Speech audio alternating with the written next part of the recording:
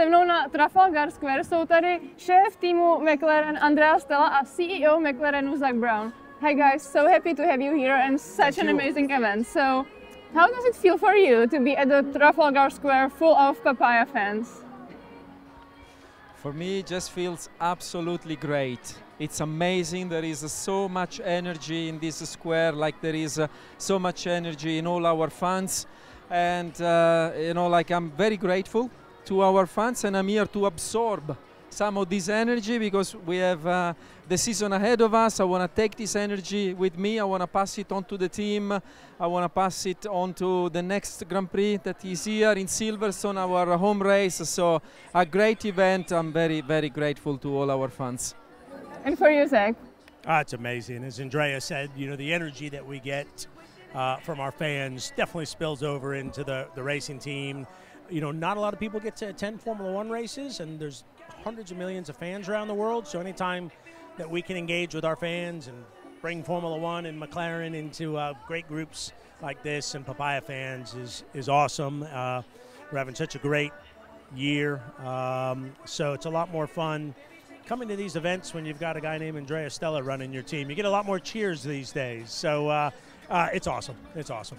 And you've also introduced your new livery. I want to ask you, Andrea, because I've heard that some engineers are not happy about these special liveries. Is that true? Is it some like complication for the team? No complication at all. No complication at all. It's just great.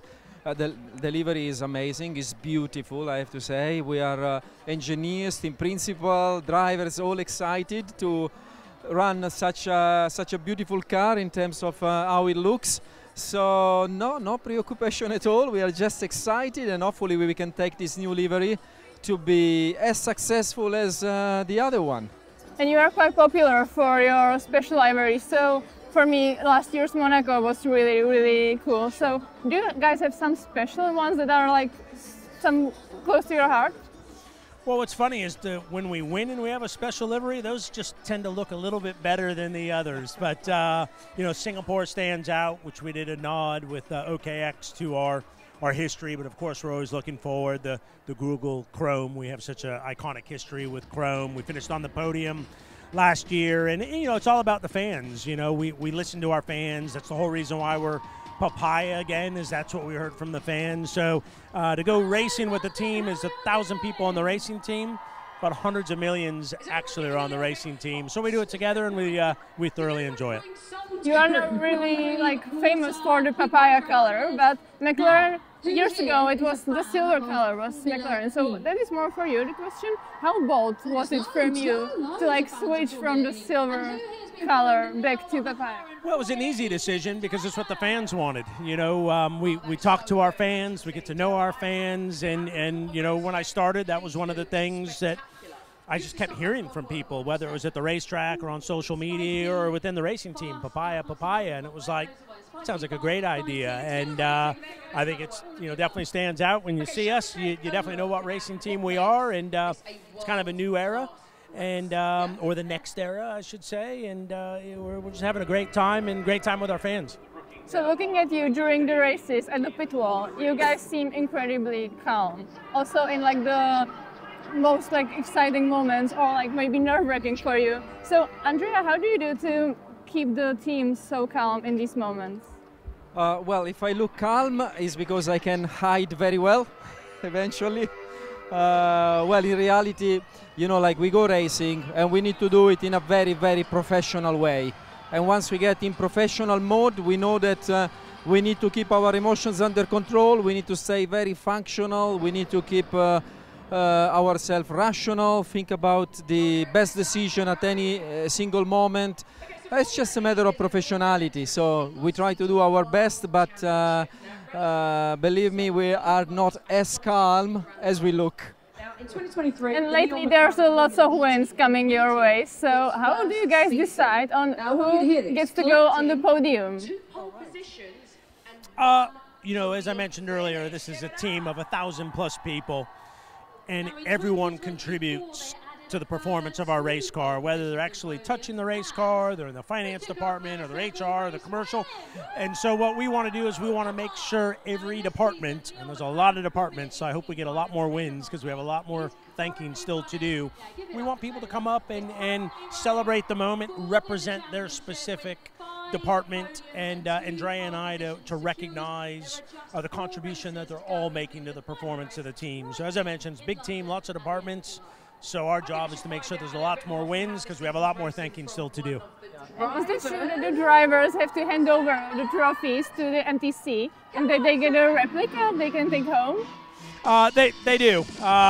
Sometimes I get a replica, sometimes Andrea does, because it's so special and, you know, we're so focused on what we're doing. I think the trophy is something for all of us that we can put on a mantle and look back in 10 years' time. But, you know, we win last weekend. We're not even thinking about that. We're thinking about this weekend and what we need to do. And so trophies are something I think that are great to collect, that we'll all look back on. But right now we're living in the moment, not in yesterday.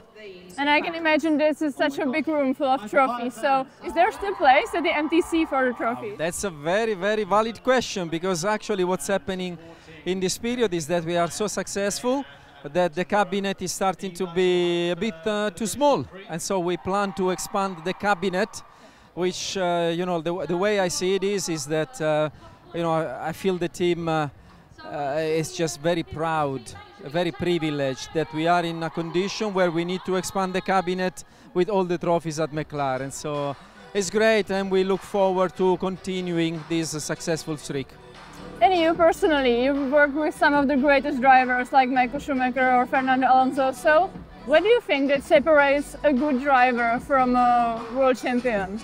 Well, for me, the thing I can say is that there are many talented drivers, but talent is not enough.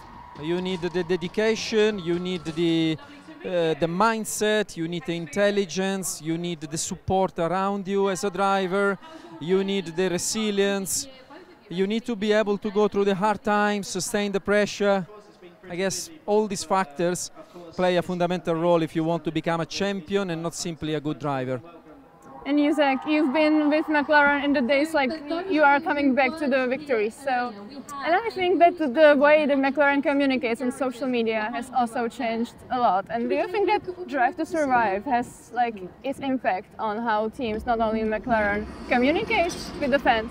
Well, for us, we've always been about transparency and honesty and participating and being inclusive. So, you know, we just like to talk to our fans and tell them how it is, and whether that's a good day or a bad day. I think you can never go wrong just having a honest relationship with everyone. And, you know, in today's media world, you have a platform where you can talk to a lot of people, which is a great opportunity. And I think ultimately that's why we have such awesome fans here that are tremendous supporters, and they support us on our great days, and they support us on our less great days. And we take them along on the journey, or as we call it, a quest, to get back to winning races and world championships.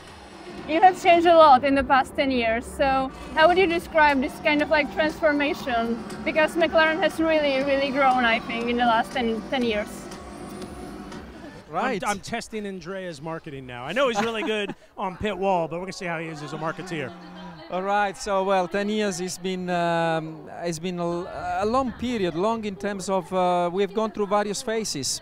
We have gone through various phases. There were various phases of growth, phases of taking a little bit of a step backwards. We needed to learn a lot, and at some stage I think we capitalized on the learning that we had along this 10 years journey, if we want to use this 10 years time frame, and now we are getting the most of the talent that we have at McLaren. So it's been a long journey, as you say, but we've been able to turn the situation around, in particular over the last 2 years, and now we want to keep it there for the years to come. So what is your biggest challenge in like the next, I can say, 5 years? Well, the next challenge is exactly what I just said at the end of my previous answer. Keep this sort of momentum, keep this sort of results, keep the motivation in the team, keep the talent to be able to express themselves like they have been doing recently. And all this requires a level of attention, a level of involvement, a level of presence, and nothing should be given for granted. So these are the challenges, especially for me and Zak, and to our leadership. Okay, guys, so just good luck to Silverstone and for the rest of the season, and we are happy we had you here. Thank you. Thank you very much.